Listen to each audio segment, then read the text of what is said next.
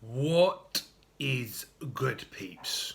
Okay, I wanted to cover something here today, which is a pretty controversial topic. Not controversial in means of that it pushes boundaries or it's black sheep area or a grey area.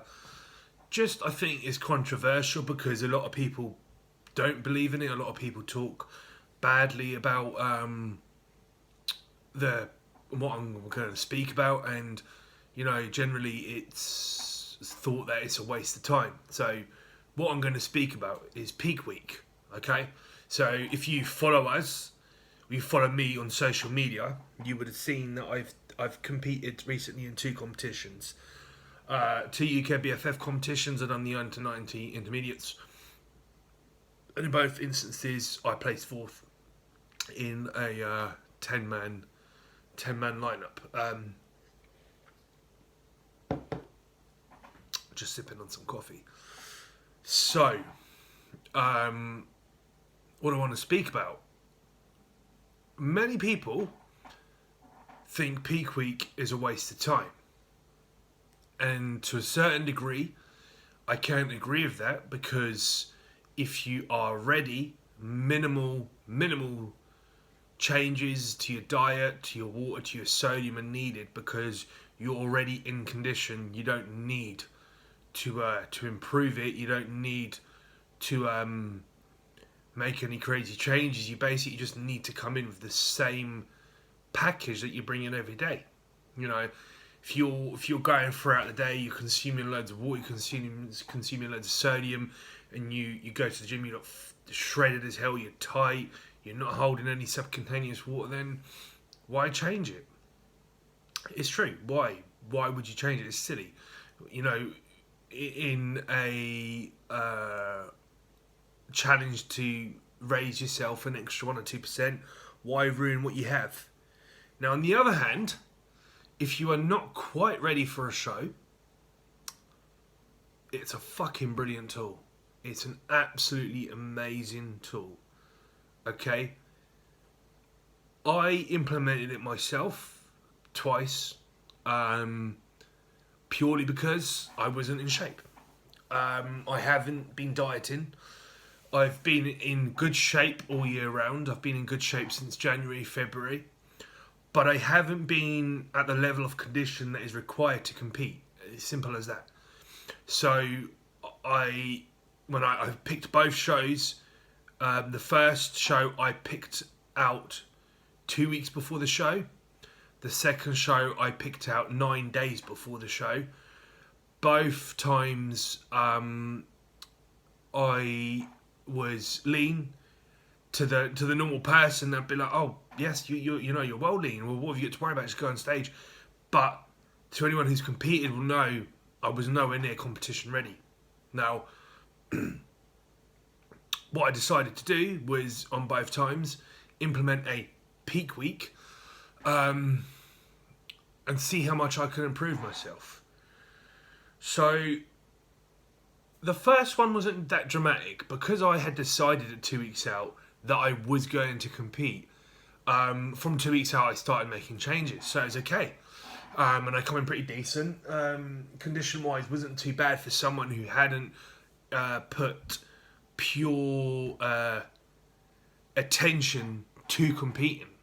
I was just dieting for a holiday. Wasn't really doing anything spectacular. And I just got on with it. However, the second show, it was 9 days out. I had sent some pictures to my brother, and he said, "You're looking really lean.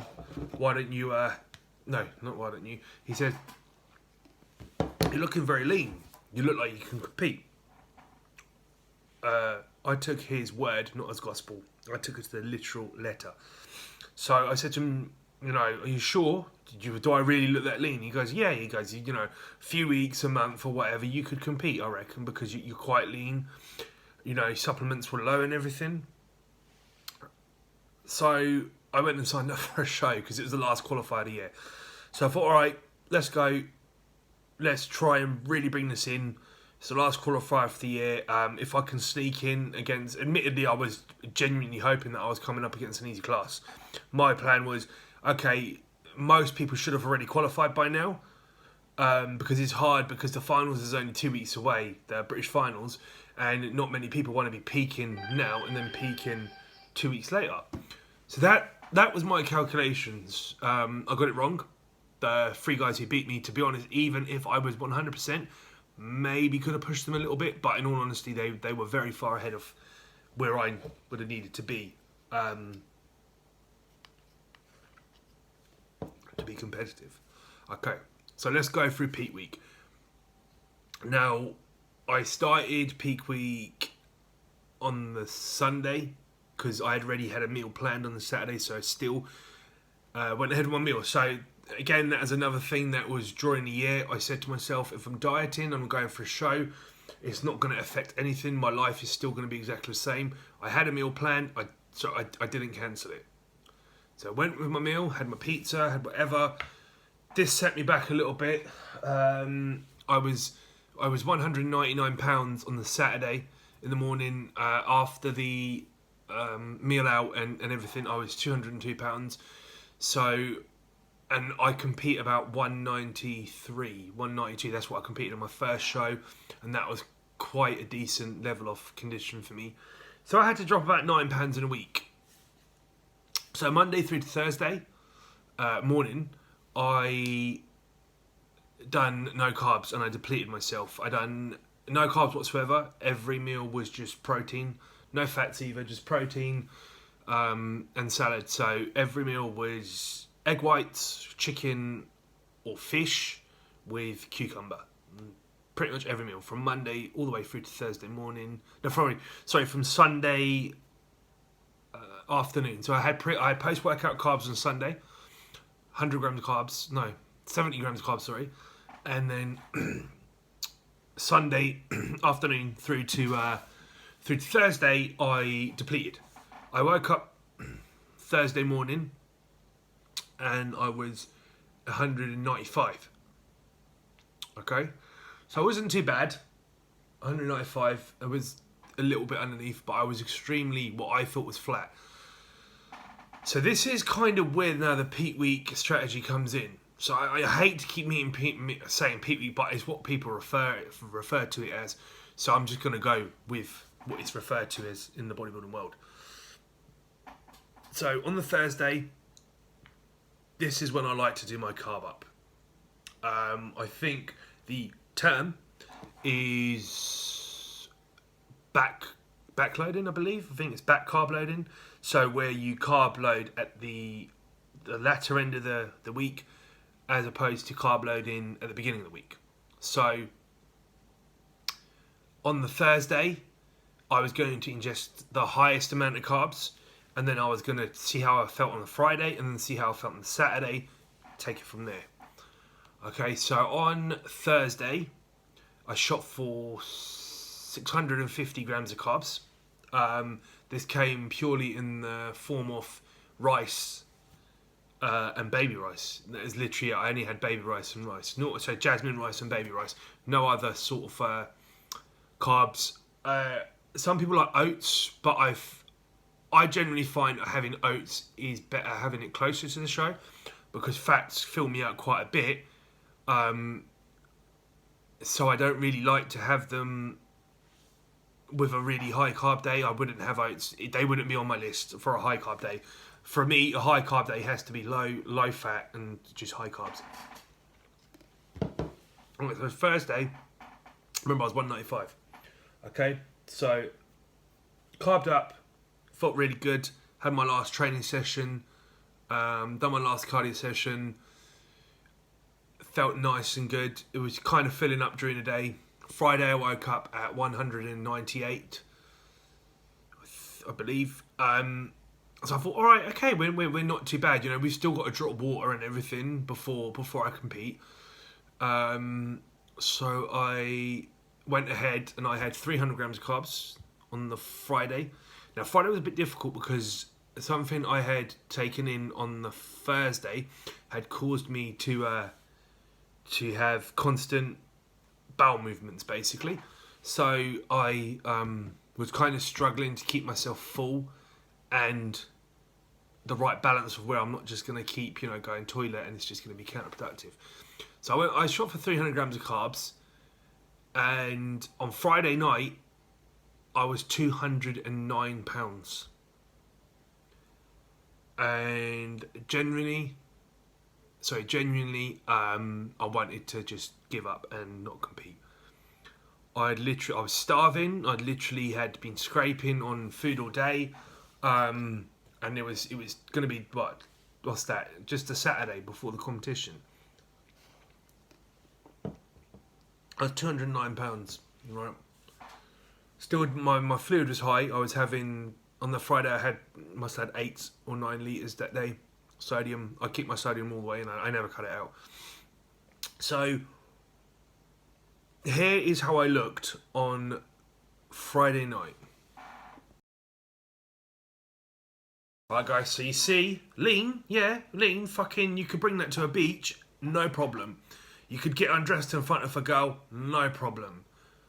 Girthy, no problem. But to go on stage in pants under harsh lighting to be judged, nowhere near. That was me at 209 pounds on Friday night. Okay? So bear in mind, my show was Sunday, this was Friday night. I remember texting my brother and I said to him, can't fucking compete, gonna look like a fat fucking shit on stage. He said, just relax, let's see how you look in the morning. So, Saturday morning I woke up, I pissed a lot, I'd pissed a hell of a lot during the night. So much so, that my weight was down to 200. So I dropped 9 pounds from when I took that picture. And it was that wasn't last thing at night, that was about 9-10 o'clock at night. And I just continued to piss until Saturday. So I woke up on Saturday, I was 199, still far away off where I wanted to be. So we had to lower the carbs again. I shot for around 100 grams of carbs that day, maybe less, 75, I don't know. And then again, just protein. Didn't do no cardio, didn't do no, last minute training or anything. I thought, all right, look, let's relax. Let's use our head and let's just try and drop a little bit more weight, okay? So, yeah, so I was 199, and I took in about 2,000 calories probably, if that. Water-wise, I dropped my water slightly down to 6 litres, 6.5 litres on the Saturday, with my last bit of water being around, it would have been about 9 p.m, okay? So I had that, and then for my last meal, I had a fatty meal, so it was steak and chips. Continued to piss. I took some diuretics. I took Dandelion, and I mega dosed on vitamin C, 10,000 IUs. I went up to, and I took my Dandelion tablets, and I had some straight black coffee before I went to bed, because if you don't know, black coffee is it's a mild diuretic. And I had asparagus with every meal, because again, it's another form of getting your body to excrete. And on the Sunday morning, show day, I woke up at 193 pounds. And this is how I looked. And you can see the difference is fucking night and day.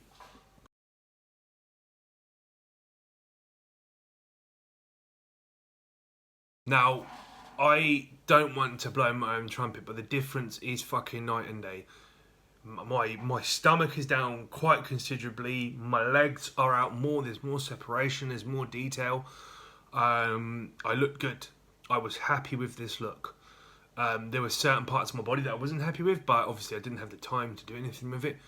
But the difference was great. Was very great. Now, the whole reason behind this video is not to tell you what I done, not to sell you anything, not to, promote that, oh, I can do your peak week for you, I can do this, or you should do it. It does have its place. That's the truth. It does have its place. If you're not quite ready, or you're one of those people that can't hold condition for too long, because there are people like that as well. There are people who cannot hold that condition for weeks and weeks. They'll just fucking flatten out.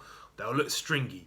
So, although a dangerous tactic, you might want to get them ready in the last week. You know, have them peak for that show. Because in all honesty, people can talk a load of shit, but all that matters is how you look on the day of the show. You can look like shit a week before. You're not getting judged for that, are you?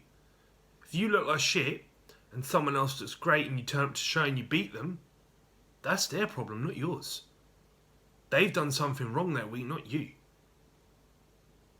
But what I will say, the safest approach to the loading, the carb loading, is to do it a few days. If you do it a few days beforehand, you have the time to rectify. I have in the past with clients left it till the last day to carb them up, and it's very risky, so you've got to know that client inside out. What I would suggest, if you're doing it yourself, and this is how I knew, because I know my body, because I do my own diet. I never let anyone touch my diet. I'm very anal about everything.